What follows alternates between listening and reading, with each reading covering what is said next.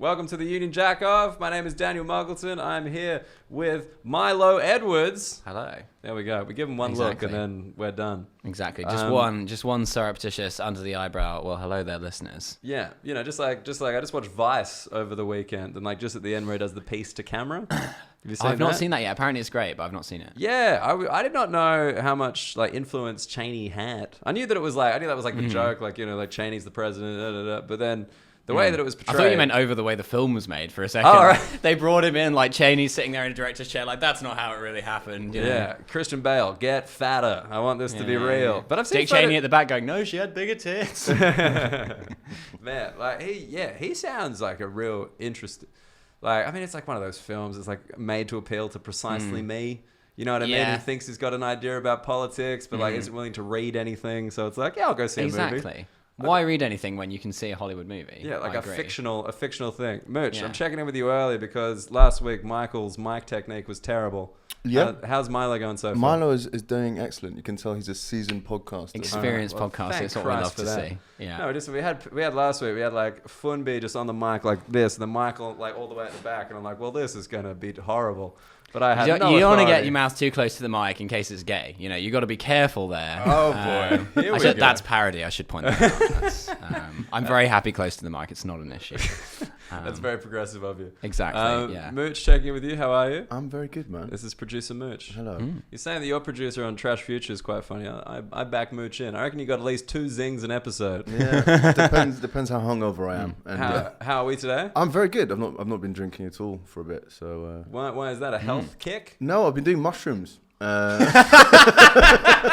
Zing one. Fuck, that is a strong start. That's probably his Huge. hottest start to the season so far. We love to see it. No, I've got these mushroom bars and they're delightful. Mushroom bars. Yeah, so it's mushrooms like in chocolate bars, so you can sneak them into places and eat them openly. Do you want them in a bar? Like, is that just the sneak in? That's what you Well, want? also you can eat it. It's like because eating It's less mushrooms, gross than it's a just- bit. It's just a dark chocolate bar, so it's nice. Dark chocolate? Yeah, What yeah. percentage of cocoa? I don't know. It's got fake stuff written on it. So By the time you finished it, you're not going to fucking care. That's how much. Look, I'm not doing psychedelics unless it's 70% cocoa. Yeah, Right? I think I don't want more. it's quite. It is like that, but I think that's more because you can just keep it longer because there's less milk. I don't know. Mushrooms yeah. and salted caramel. Yeah. The Mushrooms- old classic. That would be nice. Yeah. Mushrooms and salted caramel? You don't want too much milk in your stomach if you're doing mushrooms. I feel like that's a bad Milk is combo. a bad choice. I mean, yeah. I was just in Amsterdam and I was like at the head shop and like I asked the guy for advice, like the fucking nerd I am. I was like, so how would you have these? And he was like, yeah, like gave us a little pamphlet. And I gotta say, when you kind of tripping in a foreign place, a pamphlet is very reassuring. Like, I've never felt better about a pamphlet. I've just kind of been like, yeah, this has everything I need. Right? Apparently it was like a guy with red eyes on the front that's like, so you're high as balls. That's exactly that was it. It's just like one of the headings was like, do you want to feel less high? And I'm like, not yet, but it's good to know there's an option. Yeah, I exactly. like that. They said like a soft drink would help you out. So if anyone's tripping too hard, orange juice, soft drink. Yeah. That's what you want. And is that weed or is that just mushrooms? That was mushrooms. We're not allowed to call them mushrooms in you call Amsterdam. them they call them truffles. Yeah. I gotta say, like I know this isn't gonna surprise anyone, but the service in the head shop was very poor. It was not a swift customer experience. Like I don't want to Damn, it's almost like the guys who work there aren't on the ball. I was like, you would get much better service in the cocaine emporium. Like they would be on it. Don't they sell ecstasy there? I didn't inquire. I thought ecstasy was Legal? Maybe not. Maybe maybe I've done too many drugs. Can you buy acid there? I don't think so. I thought the Amsterdam thing was like natural. No?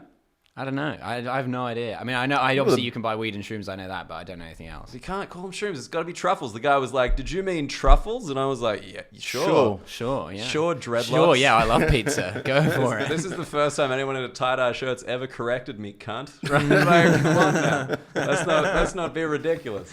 I'd love to say I've never been corrected by someone in a tie-dye shirt, but I'm sure I have. At some point. Yeah. At some Well, point. I think your shirt is only a few splashes away from being quite a mystical mystical tie-dye shirt. Yeah. I For suppose the- that's any shirt, though, really. Yeah, well, no, I this mean, one's that is how you particular. tie-dye. Have you ever tie-dyed? I I've have tie-dyed. I I have tie-dyed tie-dyed. here, London. But like 5 years ago, it was my only tie-dyeing experience. Like not the proper one, the one where you just like put rubber bands around it and then like put it in bleach. Yeah. Oh, yeah. Okay. My girlfriend still wears the shirt as pajamas. Nice. Oh, nice. Actually- That's the girlfriend equivalent of like, you know what, Daniel, we're going to put this right on the fridge.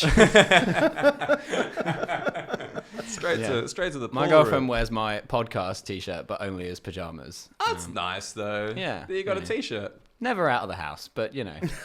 Do you ever wear the podcast shirt out of the house? Yeah, sure. You know, it's kind of a cool shirt, or at least I think so. But then again, I'm wearing this, so you know, are you gonna take my word for it? The salmon quarter turtleneck. Yeah. That's the. Is that salmon? It's really oversized as well. It's more orange. It's not really more- oversized. Well, I This think it's boy's got oversized. some shoulders on It it. is That's oversized. good. It's an oversized cut. Yeah. Yeah.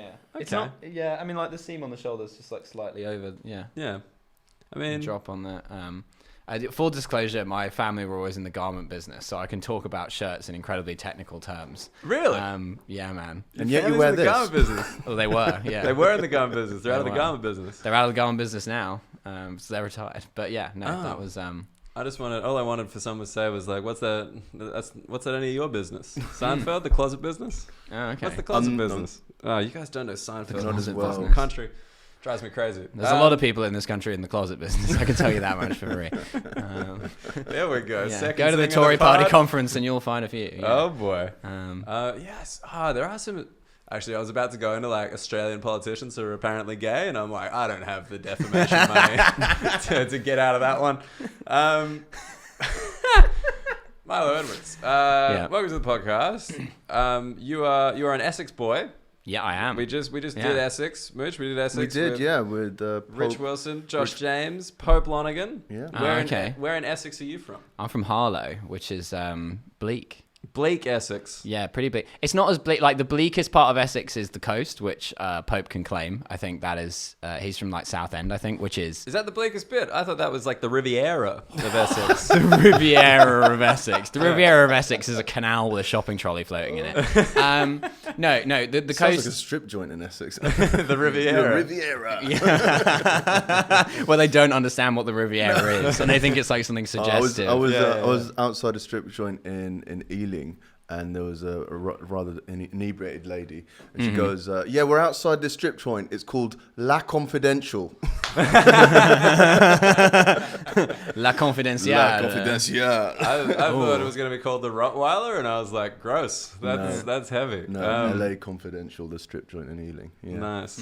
So, Damn. okay, so Harlow, Essex. Yeah. So I think that basically going back to the coast thing, the reason why the coast in Essex is so fucked is because in general the coast in the whole country is fucked. Okay. Because in the 19th century when they built the railways, like suddenly people who had no money could go on holiday, right? Because they could go to coastal seaside towns. Yes. But then in the 20th century, people were like, oh, we can go abroad. Fuck the coastal towns in England. They're shit. And so all of these towns that had like their entire industry was just like tourism. Yeah. Suddenly there was like no tourism. And so now they're like, yeah, they've been like left to rot basically. Sure. So Blackpool, everyone's favorite worst place in England. Blackpool. Yeah, That's exactly what happened. It's the same phenomenon, yeah, basically. But it Okay. happens Who in used to go to Essex too. Southend?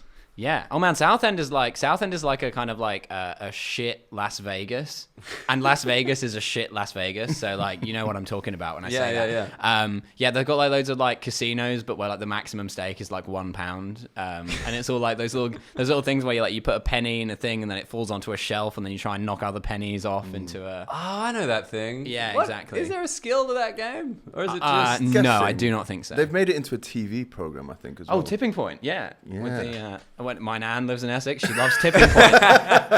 Draw the conclusions as you wish. Sure. So what's 2 point? That's just like.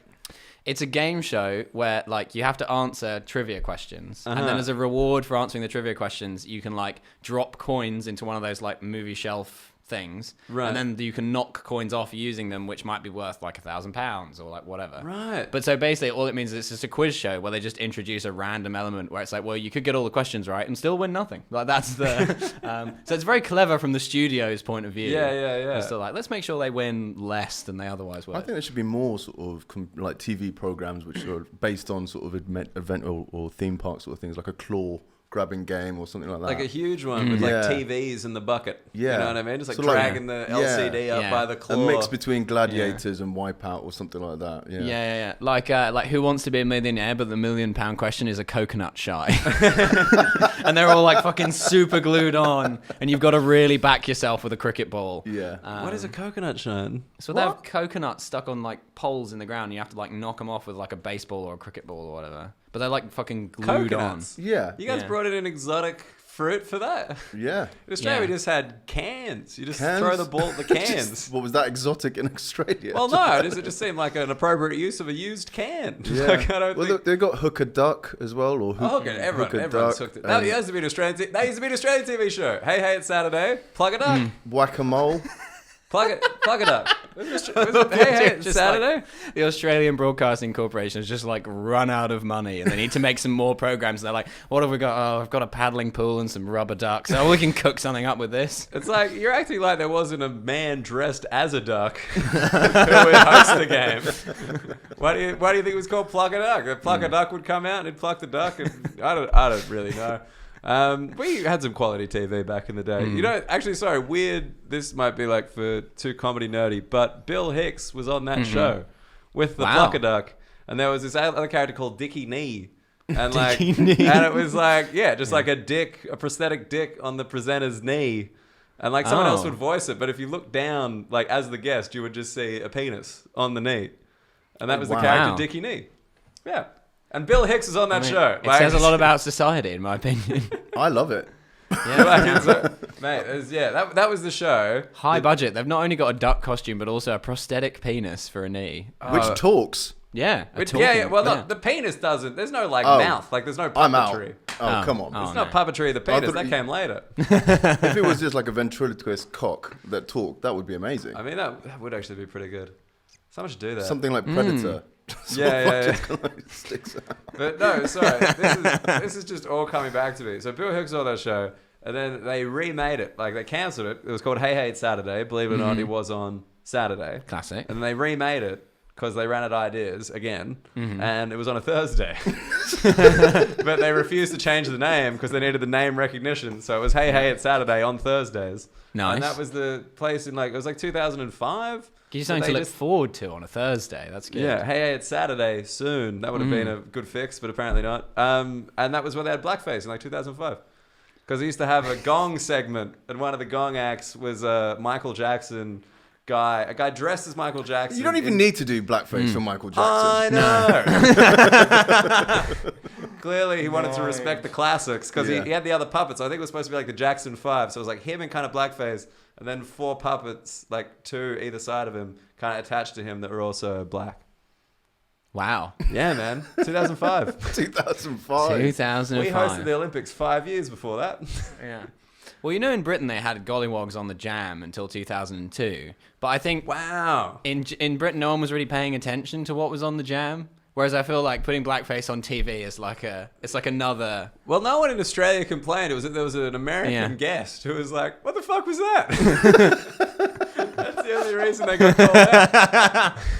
I'm trying to figure out if I've talked about this on the podcast before. I think you talked about it on Trash Future, actually. Maybe. Yeah. I don't know. Either way. But only in passing. Great tale. That's incredible. Fuck. There was something. I forgot what it was. There was definitely something else of that ilk that was just so strange. Australia's. I did a gig with Stephen K. Amos and on Monday, and there's a cheese in Australia called coon cheese.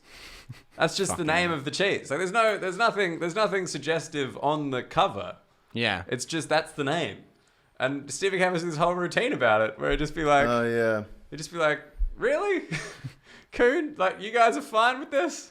Presumably, surely there must be some reason why it's called that isn't the racial slur. I mean, you would hope. Mitch, if you wanna have a little go, I don't think it's the slur. I think a rural Australian town called like Coonaluna or something. I don't know, like.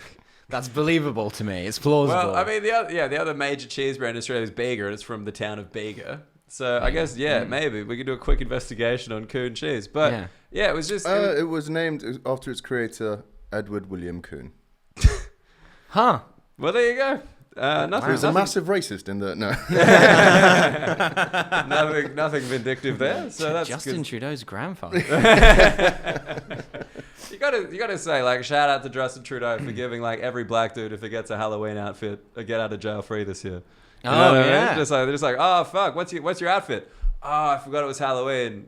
Justin Trudeau, done. You're out of there. Escape route. I saw a tweet where someone was like, Justin Trudeau has two options this Halloween. Either like don't go or go bigger. But it's still not as funny as the guy who was running to be governor of Virginia when the press dug up a yearbook photo of his from college, and he was a Democrat as well. Yeah. And there was like, the photo was labeled, it's him and one other guy. But that one of them was in blackface and one of them was in a KKK costume. And obviously you couldn't identify who was who because it's like 30 years ago and they're in costume, right? So his PR team had to decide which one was him. Like, which one is better? Like, imagine being put in that position of like, as like a PR guy who works for the Democrat Party, having to be like, the optics is better to say it was like blackface or KKK, or are we better to go for like a kind of Schrodinger's racism where like maybe the two sort of cancel each other out? Like if you could sort of imagine it was both simultaneously, maybe it was neither. Yeah, Like, I mean, the guy's like in blackface in the KKK outfit. Yeah. And that somehow gets him out of it. Just Yeah. like, it's too much. Double racism equals you're fine. Yeah. But, oh man. Well, I don't know. So, like, the Justin Trudeau thing, the fact that it wasn't the Australian Prime Minister who got done for that is remarkable to me. Yeah. Like that, just the get out of jail free as an Australian Prime Minister who wasn't the first person to be caught doing blackface. And like, you know, for us, it would have just been current. Like, it wouldn't have been like 20 years ago, here's a black and white photo. It's like, no, that's just him on the weekend or his like Instagram story. Just being like, yeah, I thought it was appropriate. 20 years ago, Australia wasn't on that level of irony. They showed up, you show up in that makeup and people are like, who the fuck let this guy in? Okay, there we go. We gotta have like an air horn or something for the Australia is racist every week. Every week, I gotta figure something. I bet like it made me realize like that must be what it's like for like South African people, where you go to South Africa, it's like, hey, here it's pretty dangerous over there, and they're just like, yep, we have also heard. if it's made it this far. Yeah. It's like everyone in the podcast is like, "Damn, you remember the genocide?" It's like, "Yes, mate, we were there." Yes. Just closed Uluru. Uluru is officially closed for business. Go Australia, good work, guys. The indigenous population. That's what is colloquially known as Ayers Rock, right? All right, that's very no one calls it Ayers Rock anymore. Oh, really? Why Well, I not? said that is what's colloquially known Yeah, I thought as. you were making a joke, Yeah. and then I thought your face was all serious, and I was like, no one calls it that. That's weird. Yeah, no, I'm just being clear. So- I realised that is the proper indigenous name for it. Uluru. Is saying Ayers Rock racist? It's not racist, Or- but it's very like backward. You'd be like, whoa, dude, it's not called that. Oh, Like, what's kind it of thing. called? Uluru. Uluru. Uluru. Uluru. Uluraru. Uluru. Yeah. Okay. Why is it closed? Because they don't, the First Nations people don't like people climbing it. Oh, Like, it's okay. very disrespectful. Okay. Because like it was kind of like, it was like a sacred, like it was part of their religion, like part of the Dreamtime, Got it. part of their like history. And then white people were like, oh, fuck, a view. And just kind of went up. And then that just happened. It closed, I think, Saturday or something. It was very recent. But the thing that happened was they're like, we're going to stop people climbing it. Like, we're finally going to listen to them. And then, obviously, white people just lined up. Oh, for to get days. their last It's our fill. last rocky day. Yeah, seriously. Like, they were just like, you know, lines which never happened. Like, because it's quite dangerous to climb as well. Like, people would fall off it and die. Like, it was a problem. And it's not even high up. Like, there's no reason to climb it. It's a big old rock, though, isn't it? It is big, but like it's long. Like it's not high. Like you wouldn't really get a view. It's short and squat. Yeah, you're in the desert. It is. you know? It is a chode-like rock. Okay. To avoid. Again, I've just explained this is a sacred rock Yeah. for the indigenous people. I'm you sorry, mean it's your a sacred disease. Chode rock. Okay. Yeah. So what was Air? Is he the guy who first went, this is now mine? Yeah, I think. What's his name? It's over there. He was a pioneer. Like he was like an Yeah. explorer. Was it Stuart Eyre or something like that? Yeah, so basically he kind of discovered it for white people. You know, how okay. things aren't discovered until white people see them. Exactly. Yeah. That's the system. And so he discovered it, and then it was like Ayers Rock, and then the indigenous people were like, actually, I don't know if you know, we came up with a name for that. We did have 30,000 years head start on that. So yeah, but it's finally closed. So happy day. There you go. And then I think there was like a right wing politician in Australia who was like climbed it on the last day. Oh, okay, classic. Just like, yeah, mate, just wanted to get in. And the Prime Minister wasn't there when they closed it. He was somewhere else. Seems like something you should probably turn up to. They don't want us to climb this big rock. Why would you turn up for a closing? Surely an opening. But you turn up for like, what is a significant closing? Like, how do they close it? Just put a fence around it, or? Well, they were like climbing kind of ropes, I think they had on it, because like you couldn't, like it's quite slippery, like you'd fall off the side, like that would be part of it. So I think they kind of want to climb it now. You don't want to climb it. What is it with English people? You don't want to climb the rock. It's just when someone tells you can't do something, you're kind of like. That's exactly why this is a problem. Just don't climb the rock. Don't tell me what to do. Why? I'm not telling you they are. I'm just the messenger. Okay. The indigenous people, the First Nations people. Australian Aboriginal land always was, always will be. Yeah, I guess so. Progressive. Yeah. That makes sense. No, sorry, I'd never really like given it thought in that particular way before. What do you mean? Well, They could make some serious. Well, as money. in, I'd never literally formulated that sentence before, but as in, like, yeah, I agree. Yeah, like, I don't like, yeah. Yeah. No, it is funny because like you don't. Like, I mean, I speak with this on stage. Like, mine is the first generation to really see it like that, and like we're still pretty shit. Like, we don't know anything. Like one of the things like that I found out recently is like the indigenous word for like a white person. Like, surely you should know that. Like, you know what I mean? Like, I know the Mexican word for white person. Yeah. Like gringo, you know? Is it like, the same? No. It's gubba. Gubbo. Gubba. Gubba. Like AH. Yeah. I mean, there's a lot of indigenous languages, so I assume there's like probably a few of them, but that was the one that Wikipedia told me. Oh, fun. Because we just don't learn stuff. Like, we don't. No, yeah, I think that's like a big thing in all over like the former colonial territories of the world. That the kind of the history is like taught in a certain way to like brush over certain elements. Yeah, but that's how colonialism works, isn't it? 100%. Yeah, like, I mean, you know, I don't think anyone's saying that. Yeah, no one's disagreeing with how colonialism happens. No, I think it's the same story with like Native Americans and like what in Canada and the US and like even in South America as well. Well, that's the thing. Like Canada, like I bring this up a lot because I like to. Exactly. Canadians get a free pass on all that shit just because for some reason we do dumber things in public. And then like Trudeau's like, what happened to the Inuit people? Like, what happened to like Native Americans in Canada? I don't even know what you call them, like non-offensively, because I don't think it's Eskimos anymore. Inuits is instead of Eskimos. Inuits is correct. Yeah. Good to know. Yeah, I've heard. I've never met one. Yeah.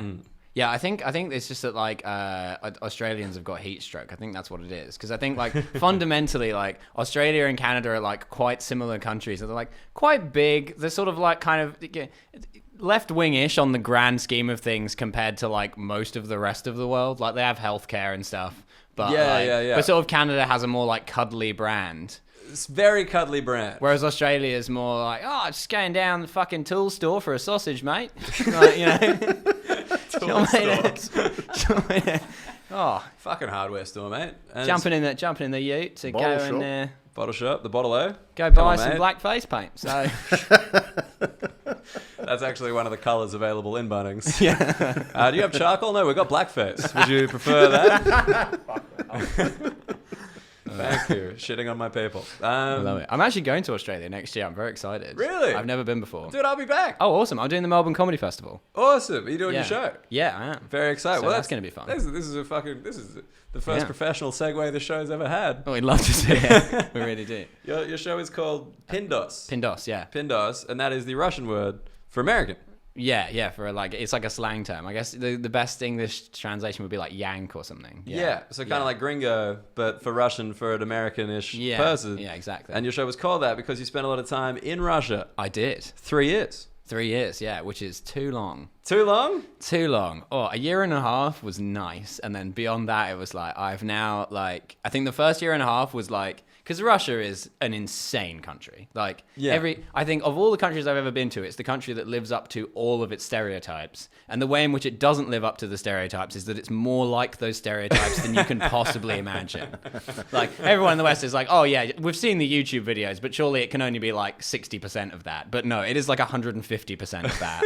And so then I think for the first 18 months, at least I found it this way, was just like you're seeing all the crazy shit for the first time. Right. And then for the second 18 months, you're seeing all the crazy shit for the second time, and it's more annoying. Right. It's like, oh, yeah, that guy is insane, but also I'm just trying to get to work. You know, like there's like that kind of...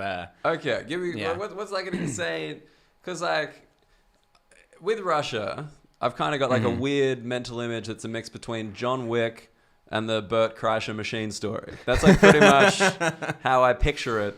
Which seems inaccurate, but from what you're saying, no, maybe that's just kind of the vibe. Like, I don't know. John Wick, except there wasn't even a dog involved. It was just like, it was an argument over whose beer it was, like that kind of a thing. Yeah, I mean, it's like, I don't even know really where to start. What would be a good... Well, look, let's just go chronologically, because like you went from, grew up in Essex, went to Cambridge. I did, And you studied the classics. I did. Which is something that I think only English people would ever do. Like, no, you got it in Australia, man. You got some big... I've heard of the classics, but like, you know... The poshest person I've ever met was an Australian history fellow at my college. Get the fuck out of here. Yeah. But who didn't sound Australian at all. He was like so posh that he'd completely lost the accent. I've got this theory that like all over the like kind of...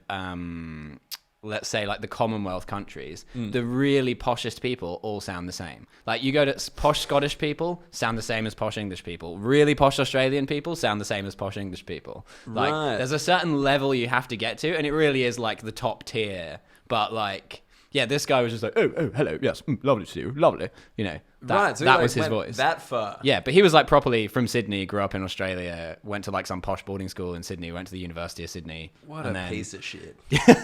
Unbelievable. Ditching your accent. And he studied classics. Well, yeah, there you go. I mean, I think you got a point there, like about there is like just this apex of accent. Because even like American people that kind of like... The real East Coast motherfuckers. Yeah, like a certain level of like, just like, fuck, I've read so many books. Like, you just kind of get there. Yeah, But it's like, in Australia, like, that is 100% put on. Oh, okay. Like, 100%. Like, there's no way that you would ever be raised to sound like that. There's not enough of that accent coming at you to talk like that. Yeah. Like, it's pretty much impossible. But does Cambridge not require you to kind of do that? Everyone I've met who's been to Cambridge, even for a bit, like even for that like year, just for a day trip, yeah, they just kind of come out being like, oh hello, like that kind of vibe. Hello. Yeah, like hello, that darling. kind of vibe. No, I don't. If anything, I think that in a lot of ways, the current state of affairs at Cambridge is kind of like the opposite way, where that most people at Cambridge are in like a desperate bid to like prove how like earthy and salt of the earth they are, you know, that kind of and so I mean I would say my accent's like kind of neutral. I guess it's not. It's like I'm like sort of like well spoken, but I don't sound posh. That's what I would say. Give us a verdict on the accent. I wouldn't say neutral. You're like slightly upper, yeah, a little bit posh. Yeah, but like, did it change from when you were in Essex to like leaving Cambridge? Like... So I went to school in Cambridge for 2 years before I went to university. And I would say probably on average, the people at that school were posher than the people at Cambridge University. Okay. It was a state school, but it's just like the kind of people who live in Cambridge and send their kids to it was kind of like it was a sixth form college, but it was kind of almost like a grammar school type vibe. Okay. And so the kind of people that live in Cambridge and send their kids there, like a lot of people were like the children of academics or like people who worked in like science, because there's like big science parks around Cambridge and stuff. Of course. So you're talking like pretty middle class kids, even though they're at like a state school rather than a private school or whatever. But yeah, and then at the university, there's like, I mean, Cambridge University, I guess, is like, I don't know. I think it's more diverse than, say, Oxford is, but it definitely has some work to do. But there's a lot of different things going on in terms of like, I think a lot of people just don't apply there because it seems like it's not for them. And so the university has like a huge PR thing where they're like desperately trying to get like more working class people to apply in the first place. Okay. But then also I think there's like issues around. I mean, the whole system is just fucked top to bottom, basically. But anyway, my point is, it's like 60% state school people, probably like a majority of whom are like kind of middle class to some greater or lesser extent. Sure, but I just mean in terms of like, I think the accent must shift a little just being around it. Just like in the way that like, you know, my girlfriend in America within a week was just twisted a little, you know what I mean? Yeah. So like if you're around those people for 3 years, like obviously, I think probably when you graduate, you probably like peak Cambridge, like you're just really kind of speaking like an essay, and then it slowly kind of pairs back down. But then when you guys get together, I reckon it'd jump up again. In the same way, like my accent, I think gets more Australian the more Australians I'm near. Exactly. And the stronger their accent. The more hardware stores you visit. Exactly. Mate, if I got a sausage in my mouth, fuck, it goes right up. It goes right up here. Like, exactly. Yeah. 100%. I feel racist when I do that accent. Isn't that weird? I'm mocking this thing that I'm not. But anyway, But yeah, no, I think it really depends on like the circle that you're in. But like I was in the classics faculty, so that was like quite a posh faculty. That really? Was, yeah. Oh, it's a majority private school faculty. Yeah. I'd like. Which were your classics? Is it just ancient Greek and Latin, or is there more? So are there more everyone has to do ancient Greek and Latin, Uh-huh. and then there's like loads of ancillary stuff that you do around it. So like ancient history, ancient literature, ancient philosophy, linguistics. You can do art and archaeology as well. I think that's all of them. Oh, and there's also a modern Greek paper you can do in third year, which me and all my mates did because it was like a huge DOS. Right. Because the modern languages faculty is like, I don't know. There's like a huge joke at Cambridge about how like the modern languages faculty is like the easiest way to both get into Cambridge and to get a good mark, despite being an idiot. Like you meet so many people who did modern languages, and it's like, wow, like you can barely write your own name, and you got like a 2-1 in French. Like this is incredible. This is some fucking deep Cambridge chat. But then the modern Greek thing was for people who were struggling with. It was like ab initio modern Greek. Like so, if you'd never done modern Greek before, I know what ab initio is because I did the IB, and that's the introductory thing. Yeah. And so if you were doing modern Greek from the MML faculty, modern languages, that meant that you were basically failing your current course of like you were like not good enough at German, and they were like, maybe you should do this. And so like the people on the course who were from modern languages were like the people who were like even the modern languages faculty were like, these people need help. Yeah, this is a bit thick. Yeah, and Greek is a hard language, so it was like a stupid because it's like it has cases and like it's much more complicated than like Spanish or something. Is there any correlation between ancient Greek and modern Greek? Like, did it help that you were the master of the ancient Greek? Yeah, I think it's like similar to like Latin and Italian. Like you've got except modern Greek is a bit more grammatically similar to ancient Greek. So ancient Greek has the cases and stuff as well. So we didn't find any of that stuff hard, which was all the stuff that the modern languages people found the hardest because most of them had never studied a language that had that kind of grammatical system. Right. But the vocab is like mostly different, or the vocab that's the same is like the meaning has evolved quite substantially. Sure. But it sort of you can see how it relates, but like it's not the same word anymore. Okay. And then, so you did that as just like an easy course. Basically, yeah. But then where did like Russian come in? Did you know any Russian? I taught myself Russian because one of my best mates from the classics faculty is this Russian guy who'd like been to school in the UK and had kind of basically grown up here. Yeah.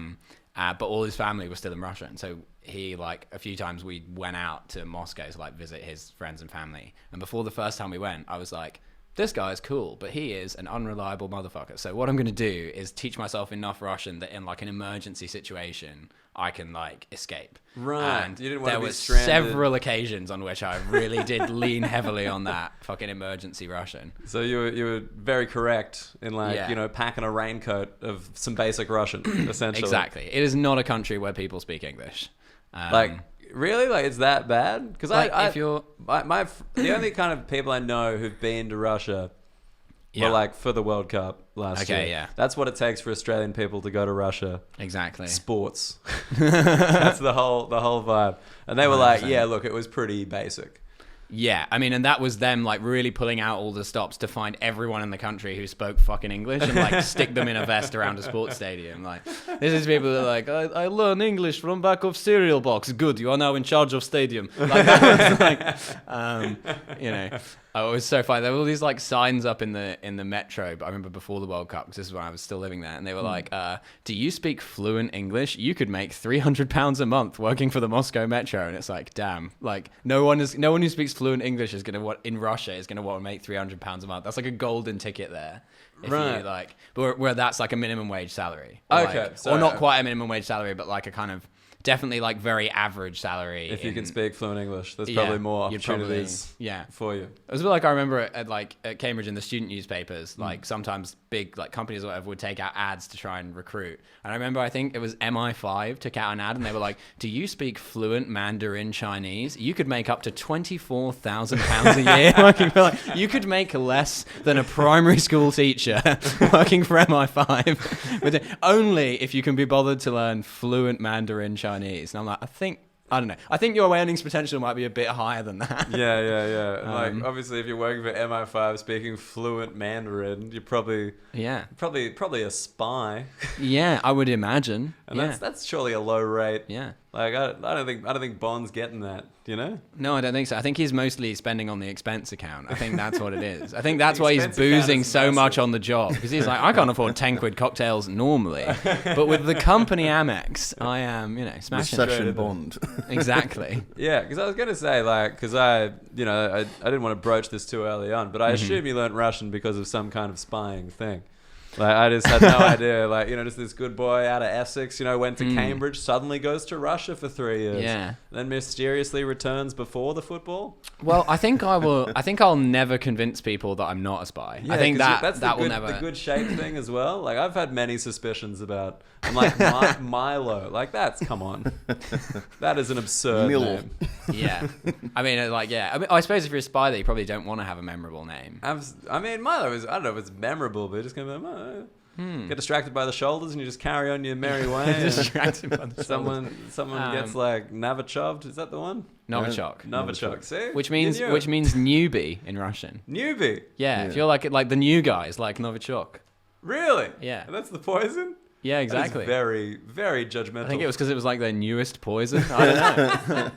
Damn, you're gonna want the 2.0 poison. That's the real shit. Yeah. That's funny. Because do you know that is Milo a thing here? Like, is Milo a name? No, like the chocolate drink. Your chocolate drink. No, not really. They don't have it here, but they have it abroad. Yeah. Yeah, in Australia it's huge, mate. And in Singapore, that's the other one. Like, because you kind of grow up thinking Milo is very Australian, and you go to Singapore and like Macca's sells it. Like McDonald's can sell you a cold Milo. Damn. Yeah. So, mate, you're going to love it in Australia. You're going to feel very at home. People are going to be like, Milo, like the drink. And you're going to be like, yeah. I've had that a lot already. If any of our listeners are interested in a cold Milo, hit me up any day of the week. Because I'm cold as shit. Yeah. So you learned Russian because your roommate was Russian. Which to me is that it would take far more than that for me to learn a foreign language.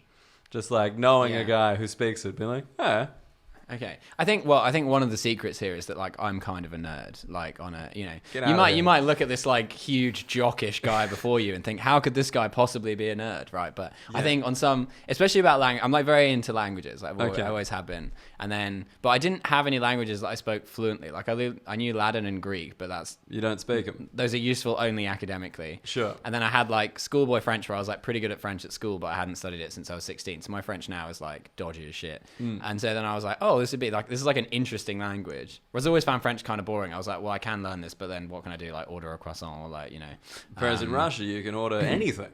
Yeah, you can order like depleted uranium. Okay, so that's cool. Yeah. And then you moved there after uni. So you graduated, then you went there. Yeah, I graduated and I went there for like a gap year, basically. A gap year. Yeah. Russia. Other people, Africa, build church, Thailand, finger people on the beach. Exactly. Yeah. Russia, finger people in a metro station. Those are your. I mean, like, I think that I would recommend it hugely for like a gap year experience. Really? Because, dude, you can do your pitch into the camera. You can give them a full sales pitch on Russia. I have a grand theory about like the whole like the history of the Cold War. Which is that, and this is important for the gap year thing. Which is that basically like the Soviet Union, whilst it was arguably not good, like you did not want to live in the Soviet Union, right? Sure. Was made the West better because like the Western kind of hegemony had like this thing that it had to compete with. And so they had to constantly prove, no, living here is better than living in the Soviet Union, right? So like there was more of an incentive to be like, pay all the workers well and like give them nice houses to live in and stuff. Cause they're like, yeah, look at that shit you'd be living in if you lived in Russia. So whereas now, because like Russia is like not relevant anymore to the global consciousness in the same way. That like now like America's just like, we just do whatever the fuck we want. We don't need to treat the workers good. We can fuck the workers over because now there's no communism. Yeah, there's no one who is going to give them healthcare, so fuck it, right? Fuck them. That's interesting. I like that. That's so like basically. Yeah, like the West was like Australia to Russia's New Zealand, you know? Just like because we've been achieving, we put the pressure on them. Yeah, exactly. You know, if you what are you going to do? You're going to move over there and you start talking like that? Is that what you're going to do, mate? That is a horrific New Zealand accent. That is an Australian accent. You just said like that. Like that's all you, I do my best. You know, I don't have one, so in fairness, go for it. Legit. But yeah, and so I think that like going to Russia to live, like as a tourist, I don't think you'll never really get a vibe for it. But if you live there, you can sort of see how like it's a country where it's like it's the center of like this whole other world. Right. Because like that whole thing where they talk about like third world countries in scare quotes comes from the idea of like the West was the first world and the Soviet bloc and its allies was the second world, and then the third world was like anyone who's not allied with either of those two blocks. So the third world technically includes like Switzerland. Yeah, I read that. That was like so insane, right? It's just like the first one was purely like some marketing from the West, being like, we're number one, Russia number two. Yeah. If you guys aren't involved, fucking number three, you're getting bronze. Well, exactly, yeah. Yeah. And so it's like a real thing. So you go to Russia and it's like, it's still like the capital of the second world. So like Moscow is like, to people who live in Kazakhstan, is like New York. Like if you're from like Almaty and you want to like make your fortune, like for the most part people move to Moscow and they get like a shitty job in Moscow and they try and like work their way up, and that to them is like, or like Belarus or even to some extent the Ukraine, although that's kind of like changed a bit now. But and so that has, apart from the countries which were like kind of conquered by force, which is like Latvia, Lithuania, Estonia, which are mostly like where those people very much feel like Estonian rather than ever having been Soviet, because the whole time they were in the Soviet Union they were kind of like, yeah, we hate the Soviet Union, we try and kill them as often as possible. They had a consistent policy. Yeah, whereas like, I think most people in like the Ukraine or Belarus or even Kazakhstan places, they kind of felt like they were Soviet citizens rather than being like I guess like peoples? Colonial possessions. Yeah, sure.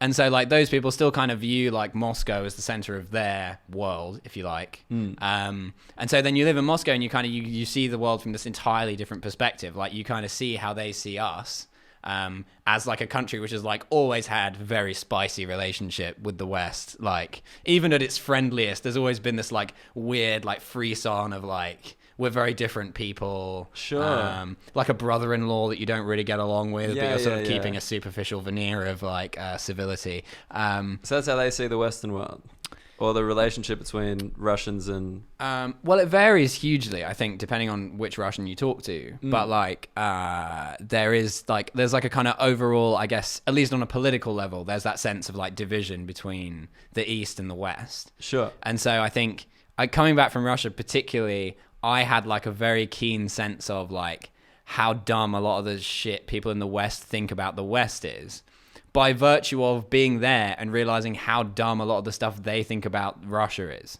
Right. Like you meet so many people there who believe that like Russia is so great because of like X, Y, or Z like insane reason that makes no sense. And then suddenly once you learn to recognize that pattern of thinking, which is easier when it's not like your pattern of thinking, you then come back to the West and you're like, oh yeah, this is like the same shit people say about like Brexit. It's like the same like psychological phenomenon where like people just have like a completely misaligned picture of like what their country is actually like and what it actually does. Right. It's like the thing about America's like number one, like they got freedom.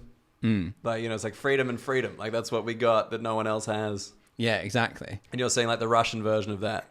What is the Russian version? What are the things that like Russian people are like, mate, you know what's fucking sick about Russia? Like, what's their vibe? I think the most mad one, aside from the fact that like they believe that like the West has been like overrun both by homosexuality and Sharia law, but like no attempt is made. Like that's just two separate things which somehow coexist in the West. Like somehow like met in the middle. Yeah, like where they're stoning you to death if you're not gay. Like that kind of like I don't know exactly what the vibe is there. Oh man, what natural allies! Yeah. All those gay clerics that I know. Oh, we love it. Abu Bakr al-Bag, leather daddy.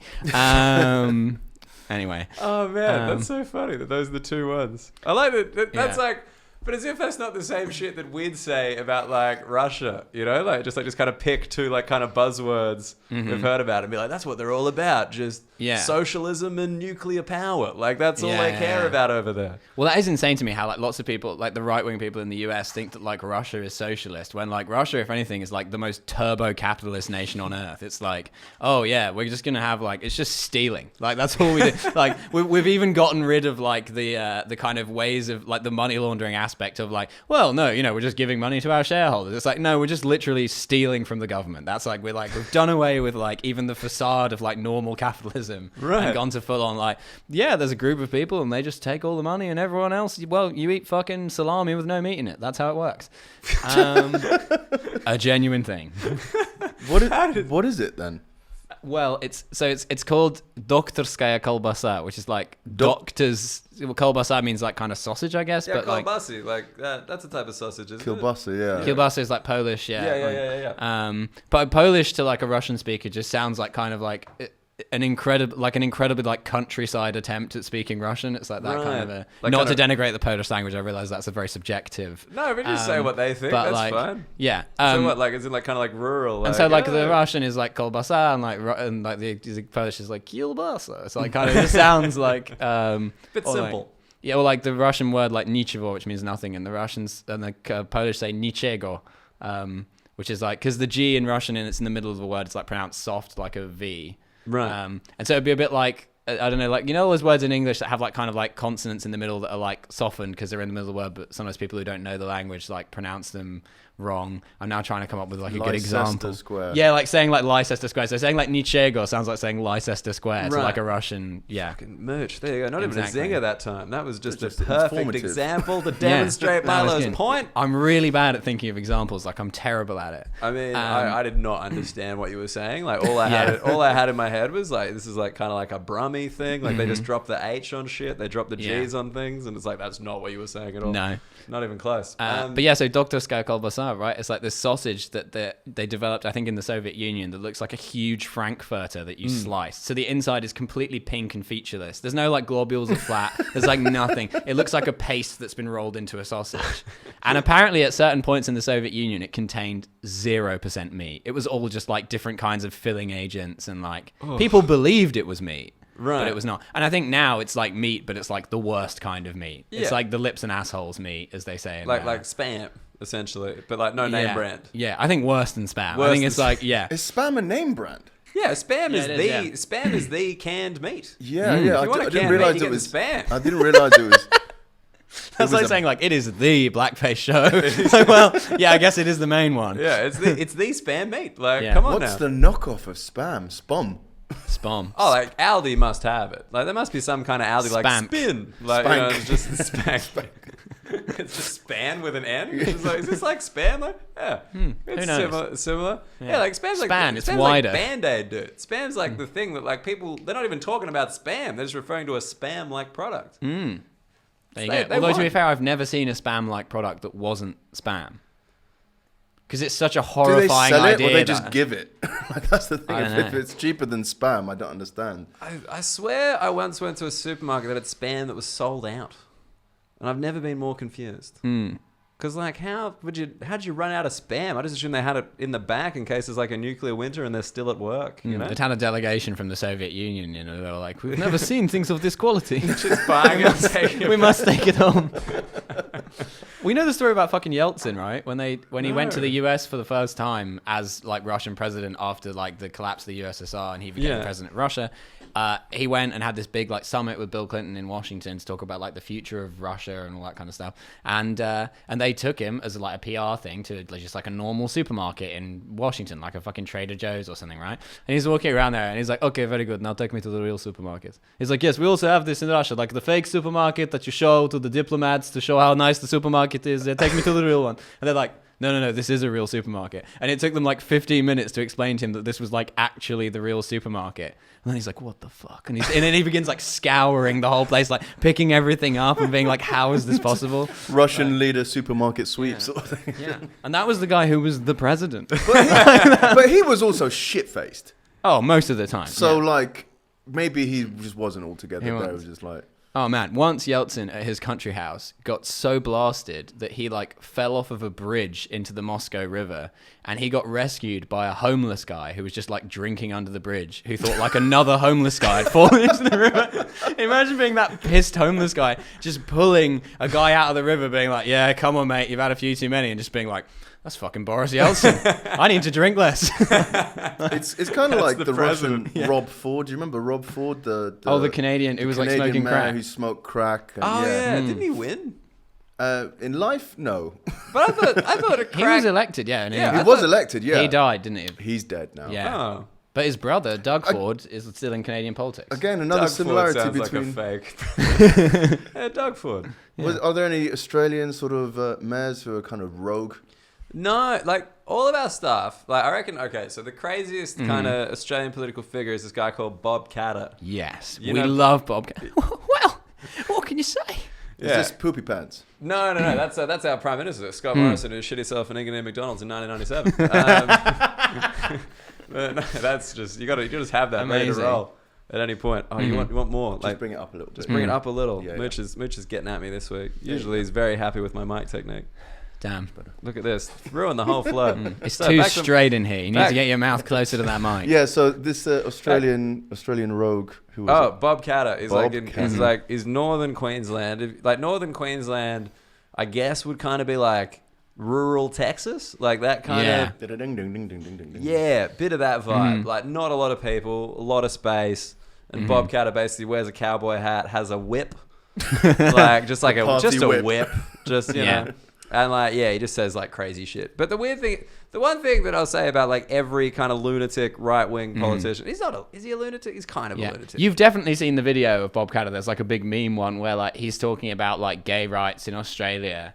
And he's talking to the camera and he's like, at a press conference, and he's like, well, you know, in my opinion, let a million blossoms bloom. But I'm not going to waste any time on it because this week, over 4 people have been torn apart by crocodiles in northern Queensland. It's just like, it's the most amazing turn of a sentence. Juxtaposition of Yeah. like, Yeah, well, I mean, these are the kind of issues you face Yeah. when you're a senator from North Queensland. Exactly.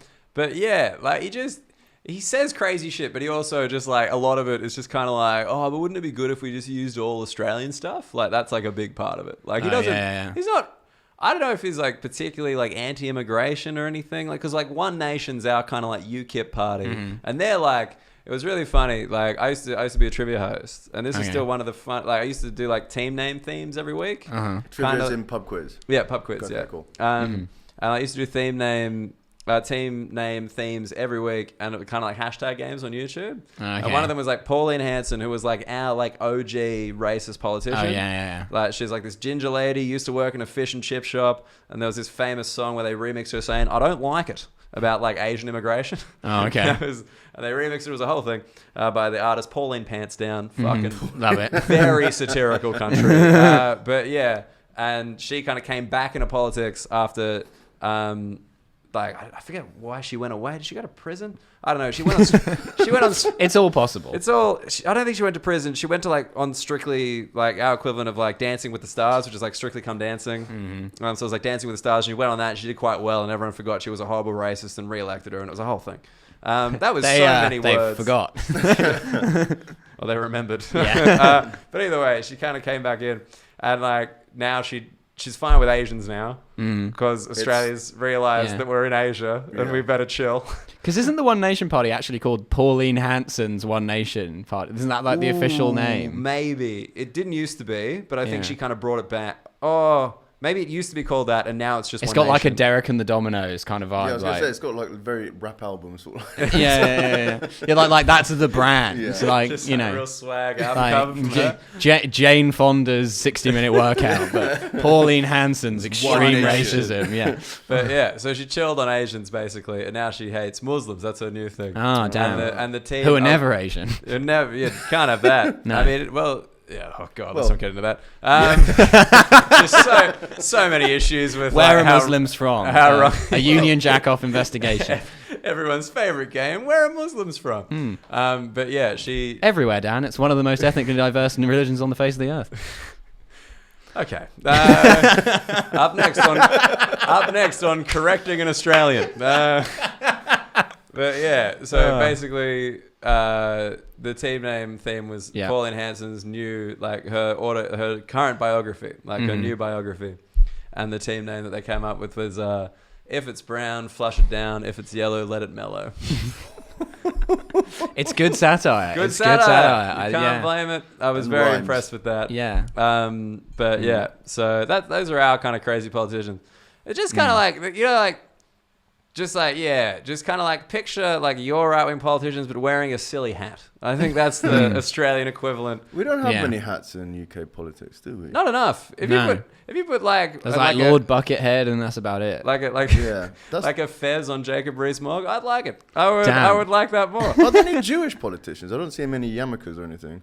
I think there are actually quite a lot of Jewish politicians, but they don't necessarily like. They don't rock the gear. Yeah. They don't want to, you know, out themselves. You know, they just want to keep it chill. I tend to find like I never notice that people are Jewish, which I feel like is probably a good thing. Like I don't think it's always good to be like aggressively noticing people's ethnic characteristics. I don't think you're supposed to like Rain Man it. Like you walk into a room like there's 3 Jews. But then like suddenly like you'll be like I'll be like talking about I don't know, someone will be saying like, oh well, you know, they said this anti-Semitic thing, and I'll be like, is that person Jewish? And then they'll be like, yeah, everyone knows that. And I'm like, oh, I had no idea. I was just like.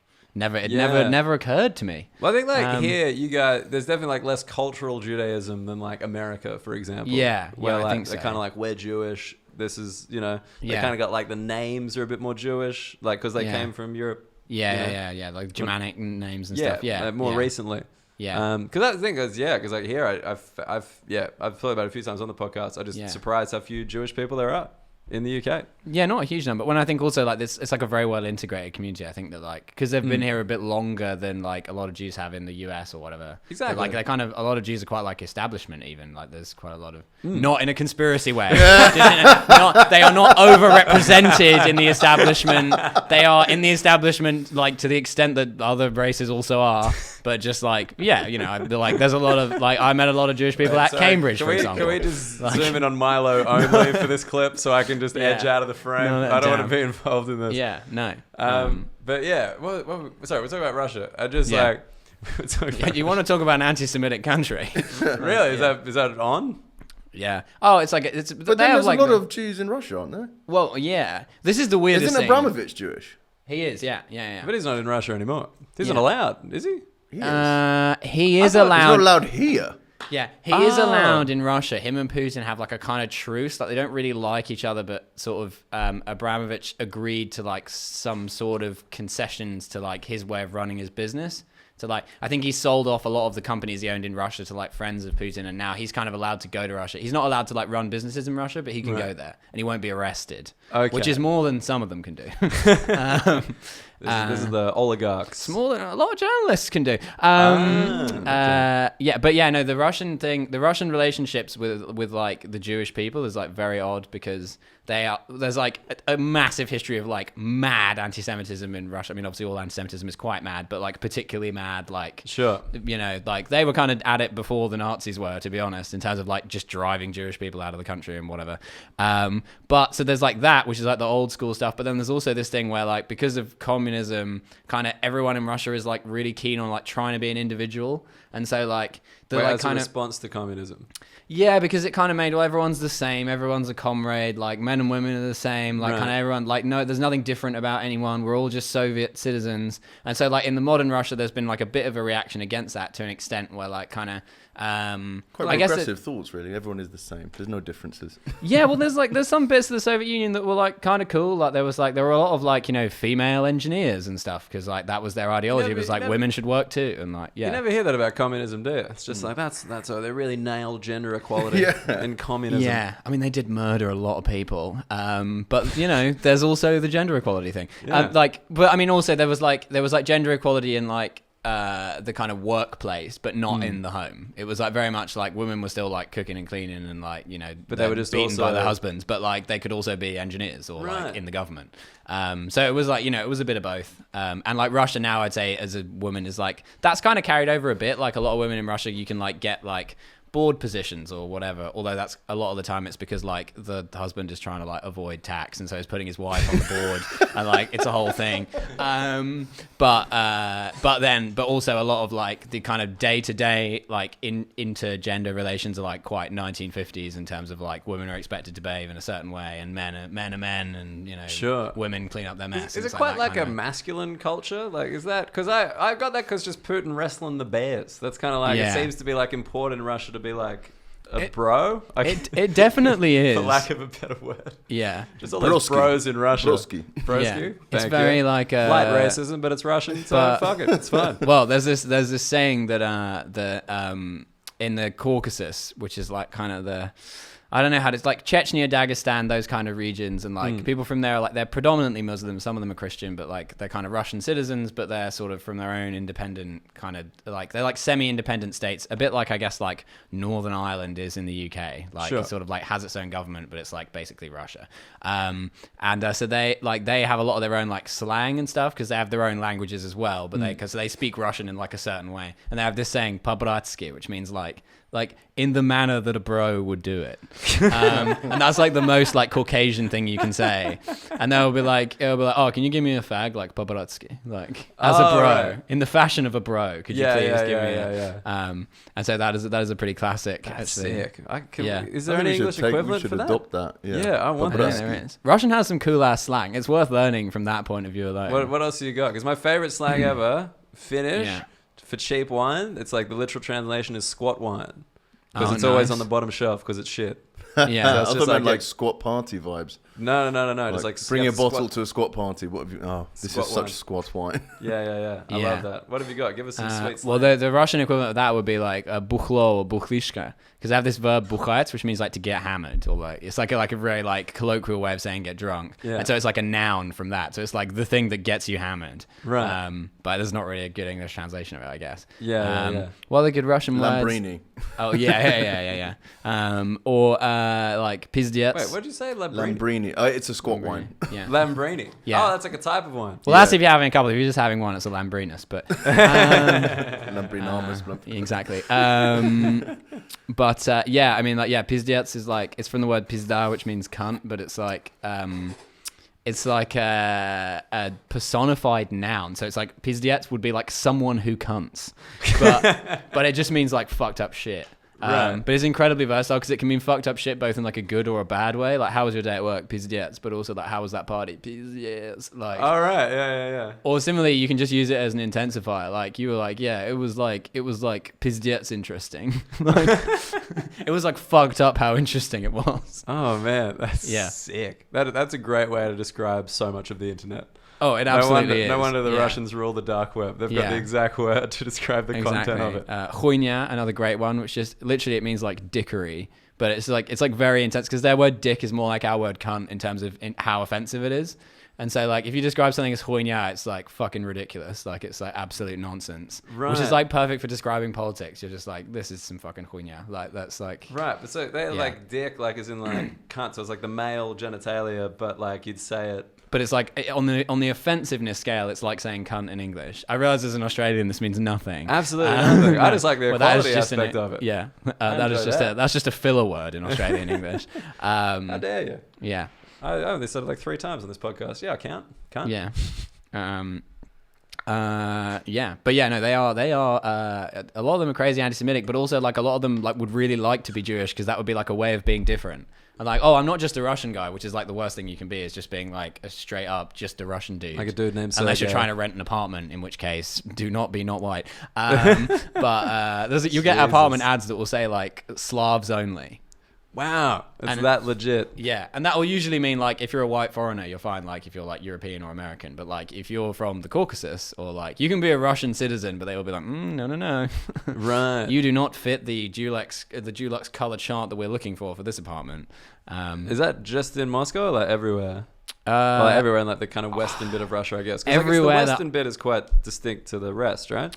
Yeah, I think most of the rest is just empty. It's Yeah. like the Russian part is like the Russian part, the Western part is quite densely populated. So it's much more like Europe, but kind of similar. I guess it's like Europe again, but it's like similar kind of population density. But then you go to like Siberia and then there's just nothing. And then there's some towns on the East Coast that are pretty big, like Vladivostok and stuff. Right. Vladivostok is cool, actually. I would recommend Vladivostok if you... There's a place to go. Yeah, it's fun. It's like very like... if like Moscow has loads of like Western stuff, then Vladivostok has loads of like Japanese shit. You can buy all like kind of weird Japanese and Korean stuff there because all the stuff they import is just from those countries because they're so nearby. That's what it's next to. Yeah, and everyone has Japanese cars that are like right-hand drive because they're cheaper to buy in Japan and then just like illegally import them to Russia rather than buying a Japanese car from a Russian dealer which would have the correct side drive. So like, I imagine Vladivostok's like a very like it's like a really chaotic place to drive. I've driven there a couple of times and it's like because everyone's also on the wrong side of the car as well as being Russian, which is also not good for driving standards. Yeah, that's got to be like a main Russian presence online, right? Just like look at this crazy Russian driving shit. Oh yeah. Do you have like the dash cam like just all the time? Just Loads of dash cams in Russia. All the dash cam Yeah. videos that I watch on YouTube, and that's a lot. Seems to be from Russia. Well, that's like in China, it's just for like legal purposes because like people Yeah. will try and get insurance from like throwing themselves into a car. That's basically why they have them in Russia. Yeah, it's just there's so much crazy shit happening on the roads that you're better off having a record of it. Just so you can be like, no. I know it's going to sound crazy, but this guy was actually driving across the motorway.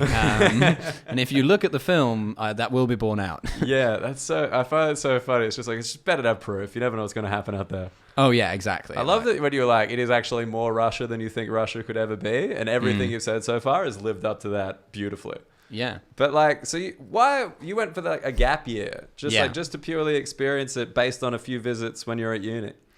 Yeah, basically, like I went there a few times and I kind of got the bug, I guess, for it because it is like because it's so insane and like if you've lived like a reasonably kind of I guess coddled Western lifestyle, it is like a kind of I feel like if you go to somewhere like Vietnam or like Thailand or something, there's like kind of like parties and then there's like some crazy traffic and stuff, but it's all like it's very like what's the word I'm looking for? Curated to be like appropriate for Western tourists. Like, kind of people are kept more or less safe. There's like a kind of, there's like a certain part. And there's ways you can experience Russia in that way too. But because I initially went with Russians, I'm just like thrown into fucking like no rules Russia. Like, oh yeah, we're going to this nightclub where like everyone is doing meth and you can just smoke. That kind of, the sort of thing you wouldn't see as a tourist. But and that kind of like immediately getting that side of it. Like, oh yeah, we're going to like, we're going to get in the car with this drunk guy and he's going to drive us to the other side of town and the car has 3 wheels. Like, it's like that kind of shit, which like you just don't see anywhere else. And I'm like, this is mad. Like, I have to work out what's going on in this place. Yeah, like it's, for lack of a better word, like it's a genuinely authentic foreign experience. You're just like, this is something else. Yeah, exactly. It's like people who've completely grown up on like the other side of the fucking wall. Like a completely different way of like seeing like life and the way it works. And like, and so just because we are kind of pressed a little bit for time, and you somehow then got on TV in Russia. You got like Russian comedy fame. Yeah, just a normal gap here, just the way it works. Yeah. So I'd been doing comedy for about 4 years before I went out there, and I wanted to do it professionally, but I was like, I want to take a gap year first because I feel like comedy is a momentum game, and I was like, I can't really be taking a year off once I've like started down that road. So I was like, fine. And I'm doing like a little bit of stand up in English in this expat bar, and these TV producers who at the time they were trying to make like a Russian version of Last Comic Standing. Right. Last comic left alive, let's call it. Last comic breathing. Yeah. It's the last comic we have not murdered. And they realized that, like, because at that point, stand-up as a thing in Russia had only existed for like 3 or 4 years, and there was this big program called Stand Up, which was a bit like Live at the Apollo. I've heard about this from Russian people, where they're like, you're a comedian, just like, are you on TV? And I'm like, no, it's like, well, in Russia, we have the show Stand Up. And I'm like, and then it's like, that's where we just show stand-ups like every week. Like it's quite a it's a big program. It's a pretty big show. Yeah, it's on TNT, which is like the biggest entertainment network. I mean, it's like it's not the biggest network. There are like a couple of networks that are bigger, but I mean, it's like if there was like a headline stand-up show on like Channel 4 in the UK. It's like pretty big. Yeah. And they saw you at this weird expat gig. Yeah, and so they basically they worked out that they didn't have enough. They had like enough comedians to fill the competition, but they didn't have enough comedians who were going to win. Like they were looking for people like basically kind of plants to put in who were like definitely good that they could rely on to like get through to the final, so it would be a good final. Were you performing in English or in Russian? In English. So they came down to this thing, saw me do this set in English. So I was doing like 25 minutes or something. They came up to me after the show, spoke to me in Russian. We've been speaking in Russian for about 2 minutes at this point, and they go, "Do you speak Russian?" And I'm like, "Yes." That is the language we're currently speaking. And then they're like, "Good. Would you like to be on TV?" And I'm like, "Sure." And they gave me their card, and they're like, "Yeah, we're doing the show. Like, come down to our office. We'll talk about it." So I go down to their office. We have a conversation about it. They send me out to do some gigs in Russian. I film them. They're like, "Yeah, this is great." They kind of like edit me down to like a 5 minutes for the first round of the competition. And then it kind of went from there. But I found out that none of those TV producers spoke any English whatsoever. So like they'd just come down, seen this gig, understood nothing, and been like, "This guy," and that is the basis of my career. They just heard some laughter, and they're just like, "Yeah, all right, yeah, these motherfuckers laughed at it. Why not?" That's amazing. Yeah. And then, so what? So you, how many times were you on TV? Because you were there for 3 years. Like I assume this happened early on. Yeah. This happened. I've probably been living there about 6 months. Right. And so halfway through your gap year. Yeah. And so then I did this show which finished in December. So it took about another 6 months from there. That was kind of like summer when this first happened. And then I kind of like blasted through the rounds there because I was doing like both. There was like an element to which like I was just like an English guy speaking Russian and also doing comedy, which like no one had ever fucking seen before because no one had ever seen an English guy speak Russian before. Because there are like, you'll meet British or American expats in Russia who like speak Russian, but they do not speak Russian. They like can order a coffee and then like embarrass themselves. Like that is like because no one can be fucked, right? Fluent, proper Russian. Yeah, and so like I'm like speaking Russian fluently, which is like this is like wild to them. Even though it's like it's not actually that hard, but it's just like no one bothers to learn it. Right? Yeah, it's I like mean, I would never think to do that. But okay, so like you've killed the competition. Yeah, in Russia. I ended up coming second, but I'd like built up quite a like substantial fan base off the back of this because like mostly teenage girls. Who's like, because they're just like taught from birth that like, oh, that would be like a dream, like marry an English guy, right? And so it's like very like you're like the Western guy on the TV, being like, I'll show you the good life back in Essex. Exactly. Yeah. Have you heard of Billericay, love? Riviera. There's an amazing place there. There's an amazing place there called La Confidenciale. Nice. But yeah, so then I got basically given a freelance contract on stand-up, which kind of meant that they weren't obliged to put me on it, but that I was like, I had the right to like go to their office and try stuff out, and if they liked it, they'd put it on TV. Sure. And so then I did that for like the next 2 years, and I was on TV like a couple more times. I did like 2 seasons of that. You did 2 seasons on like the only Russian stand-up show. Yeah. And you were like the first Western person that was ever on the show? Yeah. I mean, there were some foreigners on the show, but they were all like former Soviet Union, like Ukrainians, Kazakhs, like Jesus. Kinda, you're like David Hasselhoff on the fucking wall. That's amazing. Damn. And Hasselhoff was probably funnier though, but not in a fucking. Maybe you haven't heard Milo sing. Very talented. Well, yeah, possibly. And we were like toured, and like I was like by no stretch one of the bigger guys on that show. Like I was definitely on like the kind of lower tier of like people who are on the show. Like there were people who are like, you know, mega stars, like fucking, you know, 500,000 followers on Instagram kind of people on that show. But were you, like, I was famous. I was though? There. Were people like do you get recognized? I reckon I was like Geordie Shore famous. Like nice. I did get recognized, but not like constantly. Okay. Like and I would get recognized more often if I was doing shit that like triggered people that it must be me. Like if I was hanging out with an English friend and we were like walking around speaking English, I would get recognized way more because people were like, oh, it must be him. Right. Whereas if I was speaking Russian, not as much. Is there like a Russian paparazzi or like sort of anything like that? Like the Sun sort of like page 3, not page 3. But was it like, you know, just like the gossip mags or anything like that from Russia? Yeah, that's the word I'm looking for. Thank you. No, actually, that's the weird thing. No, they have like, because that would actually have been quite handy because that would have been a way of like getting more famous and like using it to kind of build your own brand a bit. Whereas they don't really have that in Russia. Like you're either on TV or you're not, or you're like a pop star or you're not, but there's not really much in the way of like gossip reporting about celebrities other than they have like Russian versions of all those magazines like Glamour and stuff like that. So like particularly like females, pop stars and movie stars, they'll be in those magazines, but like it won't be like gossip reporting. It'll be like an interview with this movie star about, you know, how she spends her weekends, like that kind of thing. But did you like, get in any of those? Because if you're doing the teen thing, Dolly, you in like the equivalent of Dolly? Do you guys have Dolly over here? No. That's like the teenage girl, like Australia magazine, like Glamour. Yeah. Oh, we've got Glamour.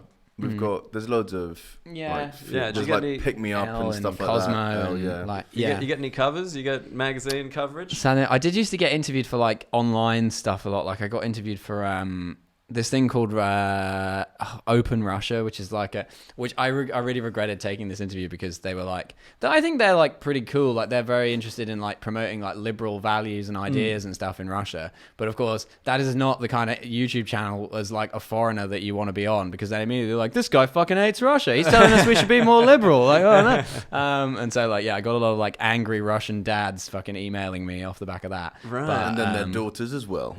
well, classic, yeah. Is there anything an angry Russian dad hates more than a liberal foreigner whose daughter wants to fuck? I will clarify, I did not fuck any of their daughters. That did not happen. And I was going to say, hates more than that. I mean, I assume like America, or based on what you've said previously, Jewish people. So, I don't know. Well, yeah. But then, yeah, but as I say, like the thing with Jewish people is so weird because they're like, on the one level, there's like this kind of like weird, like sort of almost old-timey anti-Semitism, which is like, they don't think about it very often. It's not like a big deal to them, but it is kind of there in the background. But then also how like they would all love an Israeli passport because it's just better than having a Russian passport. Right. And so like lots of people who like, I'm not sure they really are Jewish, but because of the weird way the Soviet system worked, they're allowed to they're able rather to kind of prove that they are Jewish, because like there's a lot, the early Soviet Union was so anti-Semitic in a lot of ways that like they would like print in people's passport if they were like so your passport would say like ethnicity, so it would say like Russian or like Caucasian or Jewish or whatever, right? And so they could say like, well, they were Jewish, but I think a lot of the time they were like, well, this guy might be Jewish, so we better put him down as Jewish just in case. We don't want anyone slipping through the net. I think there was a bit of that. And then they get to leave. Is that like a big thing in Russia? Or people who are like a tiny percentage Jewish, but like I think for Israeli citizenship, as long as you can prove you're like a bit Jewish, you can more or less be an Israeli citizen. Is it still like, is Russia still a place that people are trying to leave? Like, is that? Oh yeah. Okay, that's a big part of the vibe. And it is getting worse. Really? I thought, because in my head, like, I don't know, Mitch, where are you on this? Because like, I think like Russia's making a comeback. That's kind of like my kind of vibe on it. I think it's making a comeback, but not as a place to live, just as a like soon to be overbearing lord. Like a world power. Yeah. Well, I have this line in my show that like, you know, kind of Brexit is kind of like doing Putin's politics, but without the tanks to back it up, and that Putin's politics are entirely predicated on having the tanks to back it up. Like that is very much that how you do that as a power play. But yeah, I mean, as a place to live, it is undoubtedly getting worse. Like they've got huge civil unrest. Like I think people, the wealth inequality there is like worse than it ever has been. Like all of their institutions of state have been like completely eroded. Like the fucking this is kind of bleak, but like a friend of mine's dad was dying in hospital of cancer, which is obviously pretty painful. And they were just like giving him paracetamol, and then his wife was like, can you not give him something a bit stronger? I mean, he is dying. They're like, and they're like, oh, I guess. And she was like, could you give him some like morphine or something? I don't know. I'm not a doctor, but like, and she goes, oh yeah, we could give him some morphine. But then just like doesn't do anything. She's like, why are you not like getting the morphine? She's like, oh yeah, no, well we could give him morphine, but we've run out. She's like, what do you mean you've run out? She's like, oh yeah, we ran out about a week ago. They haven't brought any more, so we've not got any. She's like, this is a hospital in Moscow. Like, morphine? Right. Yeah. Like, I think you mean less fiend. That's what you'll find here. And so like that kind of shit, it's just like people moan about like the NHS, but like in Russia, it's like, it's real. yeah, it's like proper, like, yeah, they just might not have the drugs. But Russia, and it's just more than you. With your experience there though, did you really like, did you experience that bit of Russia, or did you, because you were kind of like on TV and like a foreigner, did you kind of like live above like the bleak bit? It was like a bit of both. I mean, as a foreigner, you're obviously like shielded from that. I mean, it would be like arrogant of me to say like, yeah, I fucking lived the like, you know, lower class lifestyle in Russia, because I didn't. But like the weird thing was on TV, we didn't make that much money. Like we made, I guess, what you would call like decent money by kind of like your average Muscovite standards. But I don't know, my best year in Russia, I probably made like 13 grand. But in Russia, that's like plenty of money, because like everything's cheap as shit. You know, you can go and get like a burger and fries for £2.50. You know what I mean? It's like not sure. And your rent is like 300 quid a month, like for a nice place in like central Moscow. And so like on that much money, you can like live a lot better than you could here. Sure. But like, yeah, I didn't feel like I was like living, because like the really wealthy people in Russia are like so wealthy, it's crazy. Yeah, that's what I was going to say. Like, I think like here, like I kind of see Russian wealth as like something I'd never seen in Australia. I'm like, Yeah. whoa, that's money. Like, did you get to rub shoulders with that shit? Was that cool? Well, I did. I worked for some of those people. Like before I was doing comedy, I did some like tutoring there, and I worked for some like pretty insane people. Some people who like definitely were not raising their kids properly. Some people like for you viewed a child as like a, I don't know, not even with the degree of closeness with which you would view a dog, but rather as like an asset that was in need of some sort of renovation. So they just employed various people to come in and like deal with their children, like other people handle a boat. Yeah, but like they never like parented them. It was just this very odd, like, oh this is my child Grigory, he does not listen to what I say, probably because I've never spoken to him. Yeah, I mean, like those people are like crazy rich, and it's a weird thing where I think coming from Britain, where like you meet like wealthy British people and you're like, you can kind of work out how they got that rich, because like, oh, well, you know, you are the managing partner at a big law firm. So like you earn £2 million a year. And that's like, there's like a route to doing that. Now, most people still can't embark on that route, but there's like, you understand how it works, right? Like you go to this kind of university, you do this kind of thing. Blah, yeah. blah, blah. There's a family tree of wealth. There's kind of like, yeah. That guy's rich, you got educated, and that thing, you live in that house. Yeah. Okay. Whereas in Russia, like your good lawyers are still making like 30K a year. Like there's no one, like there aren't like really like professionals in Russia who are like wealthy in the same way that there are in the UK. So you meet people who've got like a Porsche and you're like, oh, what did you steal? Like, that's like there's no like, there's like very few honest ways to having that much money. Yeah. Other than that, I think there are like some kind of honest business people who make decent money, but like for the most part, like any employed job is like poorly paid. And then so yeah, if you're doing like really wealthy people, it's like, oh, you're like involved in like stealing from the government somehow, or like Right. you have been previously involved in that And in now the you're 90s. just managing wealth. Yeah.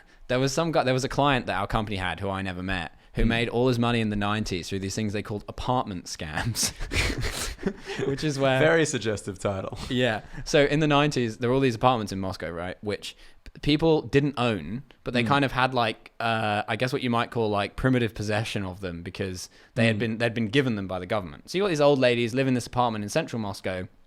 And in the Soviet Union, it's not worth anything because, like, you can live in it, but you don't own it. It's just yours to live in, but it's kind of owned by the government. Yeah. And then so when the Soviet Union collapsed, suddenly they're like, well, I guess all these people just own these apartments because they live there. We're not going to take them back, so they're kind of yours legally. So suddenly all these people received these, like, title deeds to these apartments. Now, there are all these, like, evil dudes who are like, turns out these apartments worth quite a lot of money, and I bet that the people who live in them have no fucking idea and have never seen any money before in their life. So like they all got like $1 million fucking mortgage loans out from like the Bank of Moscow and went around saying like, I'll give you $10,000 cash for this apartment, and people are like, $10,000 cash, fucking sign me up. And then like they're like, but the apartment was worth $200,000. Goodbye. And so like they just like